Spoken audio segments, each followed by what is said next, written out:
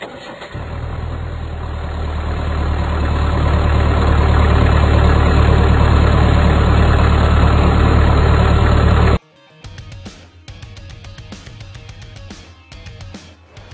what's up? This is John from Disturbed, and I use SIT strings.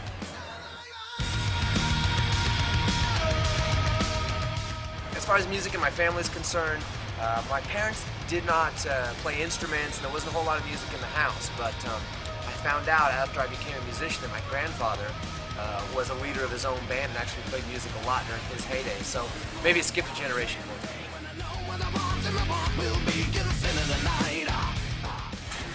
I got interested in playing rock and roll music, you know, because I just love the feel and the vibe of it, but I didn't really know anything about it, so I had a couple friends who played guitar, so I was like, well, let's get a band going.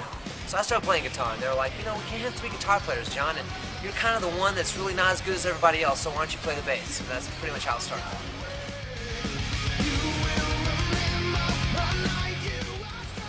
One of my big influences when I started playing was, I was listening to a lot of Guns N' Roses at the time, and Metallica, but Duff McKagan in particular from GNR was a big influence on me on bass, and then I started getting into some older music like Black Sabbath, and then Geezer became an inspiration for me, as well as Billy Gould from Faith No More. Nowadays, I kind of take inspiration from everywhere. I mean, not just individual bass players, but movie soundtracks and I mean, just anything. Even a commercial on TV will inspire a bass line or inspire some kind of, you know, inspiration towards my creativity.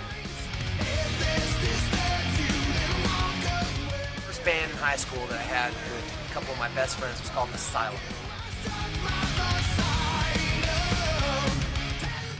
I think most musicians are going to tell you that live is where it's at. It's the energy level, between you and the audience, and what's happening on stage. It's just incomparable. And the studio is great. It's a great place to create, but it can be real sterile. And I don't think that many of us got involved with playing music so they could sit in a studio and play the same lick 24 times till the producer tells you that that's the take. I think we all got into it because we wanted to stay on stage and we wanted to rock out.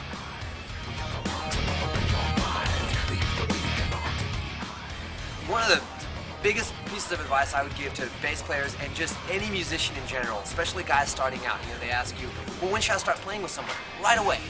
Right away you start jamming with people. Music is not meant to just be played by yourself in your bedroom or in your house alone. It's meant to be shared. One of the greatest ways to share it is by playing with other musicians. And that's the way you get better, and that's the way, you just exchange of ideas, and then of course when you start playing with people, it's just a step before you're be able to play in front of people.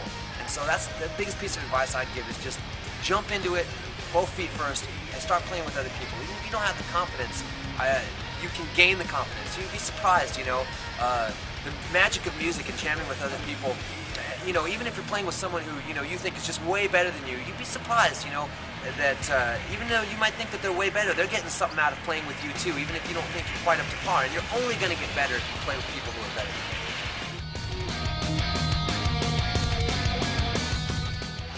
Number one thing that got me involved with SIT strings was a friend of mine said, hey man, you got to check this company out, they make great strings. I checked them out, I put them on my bass, and it's the tone, man. Wherever the tone is, that's where I go. SIT's got the tone.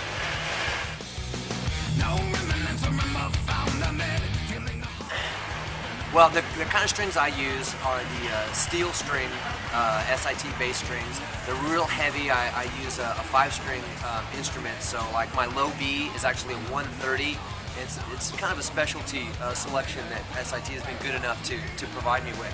And one of the reasons for that is, Disturbed, we tune down kind of low, so having that extra tension on the strings helps.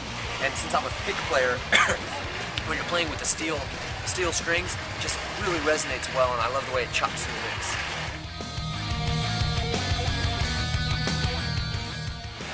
I think my ultimate goal as a musician is just to keep being relevant. I don't believe it, I can't achieve it. I think it's just another sign that never went away.